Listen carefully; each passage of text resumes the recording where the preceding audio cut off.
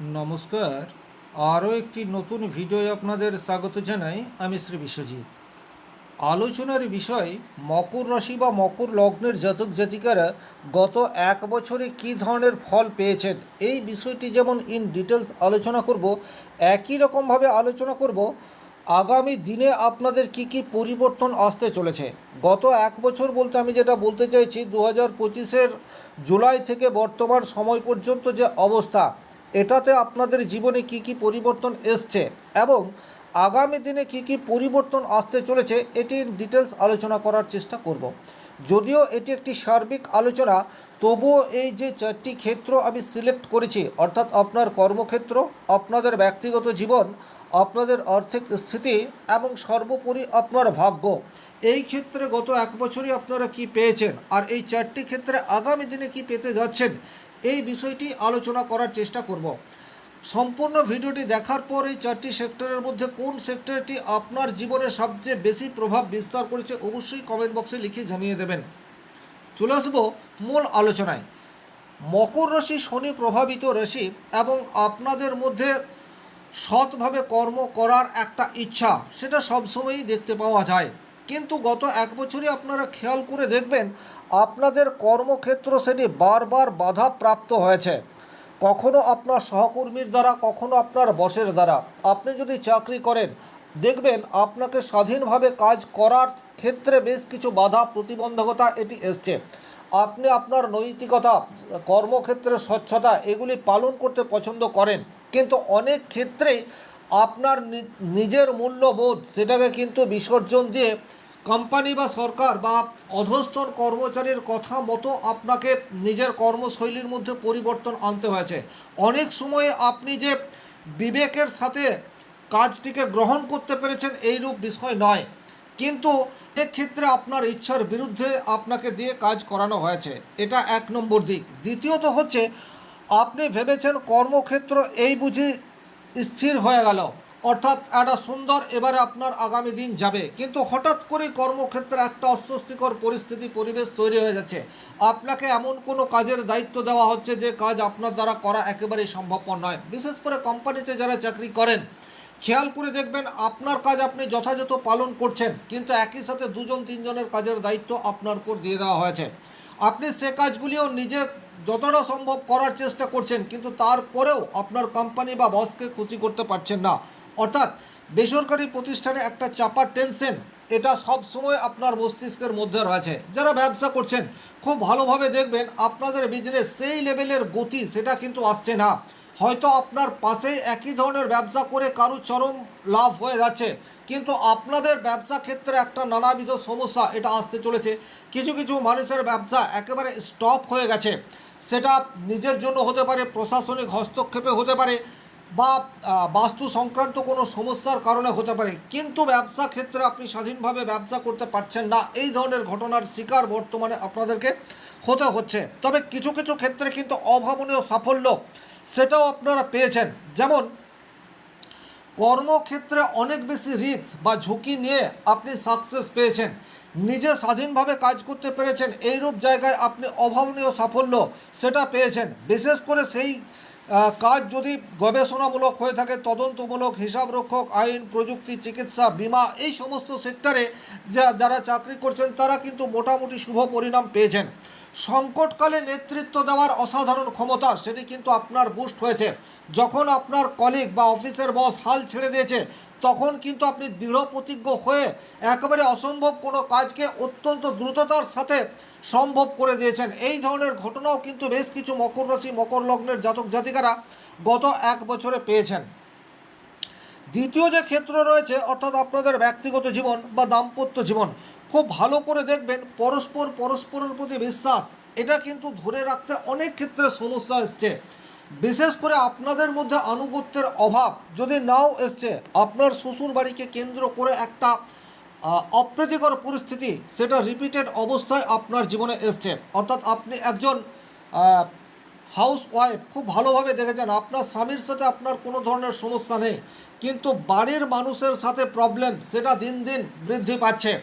আপনার শ্বশুরবাড়ির মানুষজন আপনার স্বামীকে আপনার নিয়ে যে তথ্য দিচ্ছে সেটা সঠিক নয়, তার ফলে আকস্মিকভাবে কিন্তু জীবনে হঠাৎ পরিবর্তন এটা চলে আসছে।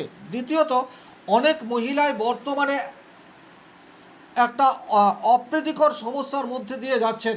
বিশেষ করে স্বামীর সাথে এমন একটা রিলেশনশিপ আপনাদের তৈরি হয়ে যাচ্ছে যেটাকে আপনারা গ্রহণ করতে পারছেন না, আবার বিসর্জনও দিতে পারছেন না, অর্থাৎ একটা দোদুল্যমান বা হ্যাঙ্গিং অবস্থার মধ্যে দিয়ে বেশ কিছু দম্পতি বর্তমান সময়ে রয়েছে।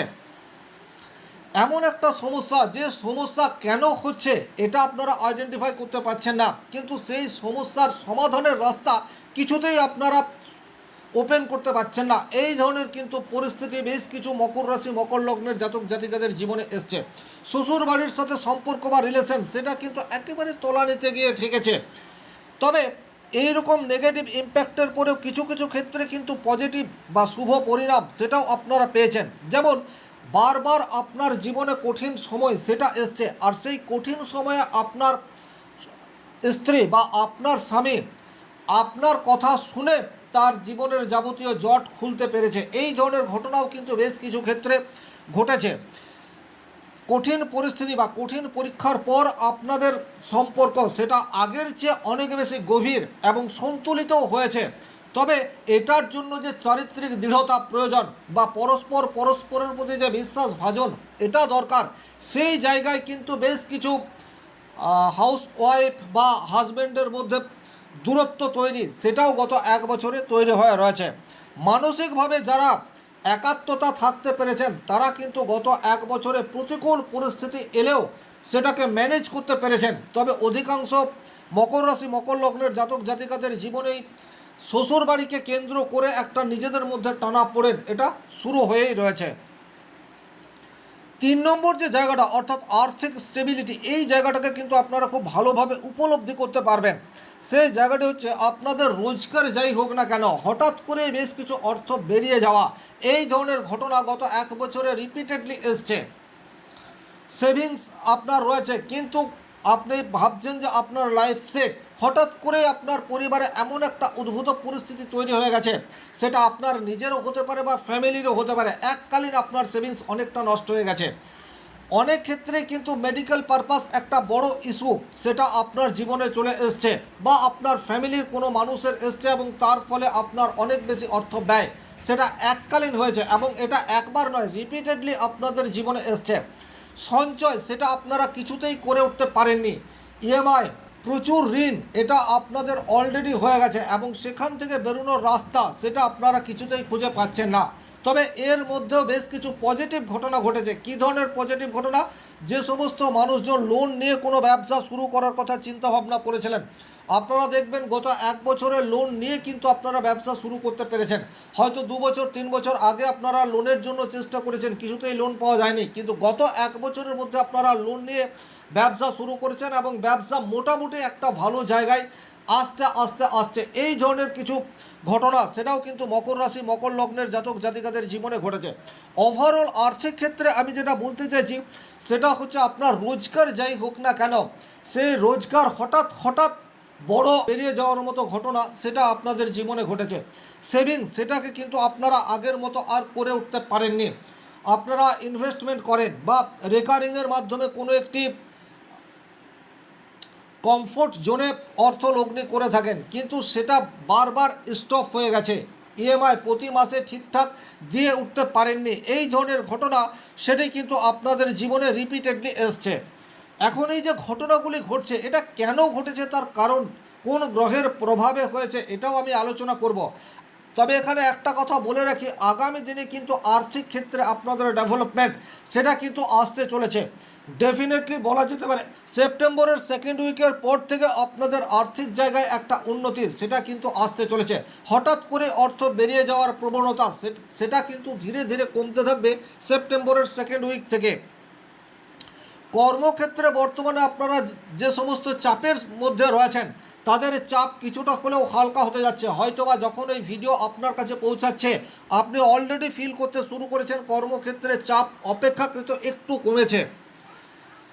দাম্পত্য জীবনের সমস্যার কারণ সেটিও কিন্তু মোটামুটি বলা যেতে পারে আরও 1 মাস পর আপনাদের উন্নত হবে, এ বিষয়েও কিন্তু কোনোরূপ ডাউট নেই। অর্থাৎ শ্বশুরবাড়িকে কেন্দ্র করেই হোক বা নিজেদের মধ্যে আন্ডারস্ট্যান্ডিং লেভেলের জন্যই হোক না কেন, যে কঠিন পরিস্থিতির মধ্যে বর্তমান সময়ে আপনারা রয়েছেন, সেই সমস্যার সমাধান হয়তোবা আগামী 1 মাস বা তার একটু বেশি সময়ের মধ্যে হতে যাচ্ছে। সুতরাং গ্রহের গোচর এমন একটা সিচুয়েশন তৈরি করে দেয় যখন আপনি যেটা চাইছেন সেটা আপনার মতো হয় না। আর এটা কিন্তু হয় কেতুর প্রভাবে। আপনারা জানেন গত 1 বছর ধরে সিংহ রাশিতে কেতু অবস্থান করে রয়েছে, অর্থাৎ মকর রাশির সাপেক্ষে অষ্টম ঘরে কেতু আর দ্বিতীয় ঘরে রাহু অবস্থান করে রয়েছে। তার ফলে কিন্তু আপনাদের কর্মক্ষেত্র, দাম্পত্য জীবন, আর্থিক স্থিতি বা ভাগ্য, এই জায়গাগুলিতে আশানুরূপ পরিণাম সেটি আপনারা পাচ্ছেন না। লোকচক্ষুর অন্তরালে থেকে কেউ আপনাদের কর্মক্ষেত্র, ভাগ্য বা দাম্পত্য জীবনে নেগেটিভ ইম্প্যাক্ট আনার চেষ্টা সেটা রিপিটেডলি করছে এবং কিছু কিছু ক্ষেত্রে সাকসেস সেটাও এসছে। গত 1 বছরে ভাগ্যদেবী সে কিন্তু আপনার সাথে নেই। আপনারা পরিশ্রম করছেন। শনিদেব হচ্ছে আপনাদের রাশির অধিপতি এবং শনি ন্যায় নিষ্ঠার কারক গ্রহ। যারা ন্যায় নিষ্ঠাকে অবলম্বন করে গত 1 বছর ধরে পরীক্ষা দিয়ে যাচ্ছেন, সেই পরীক্ষার ফল সেটা কিন্তু আপনার পক্ষে আগামী দিনে আসতে চলেছে, এ বিষয়ে কিন্তু কোনোরূপ ডাউট নেই। এবং আমি জোর দিয়ে বলবো, যে নেগেটিভ কথাগুলি আমি বললাম এবং যে নেগেটিভ ঘটনা গত 1 বছরে আপনার জীবনে অলরেডি ঘটে রয়েছে, সেখান থেকে কিন্তু বেরিয়ে যাওয়ার রাস্তা সেপ্টেম্বরের সেকেন্ড উইক থেকে আপনারা ধীরে ধীরে পেতে শুরু করবেন, এ বিষয়ে কিন্তু কোনোরূপ ডাউট নেই। ওভারঅল এই ছিল এই ভিডিওটির মূল আলোচ্য বিষয়। ভিডিওটি ভালো লাগলে লাইক করবেন, কোথাও কোনো প্রশ্ন বা সংশয় থাকলে কমেন্ট বক্সে লিখে জানাবেন। ব্যক্তিগতভাবে নিজের জন্মকুণ্ডলী বিচার করতে চাইলে স্ক্রিনে দেওয়া নাম্বারটি সংগ্রহ করে যোগাযোগ করতে পারেন। ভালো থাকুন, সুস্থ থাকুন, ধন্যবাদ।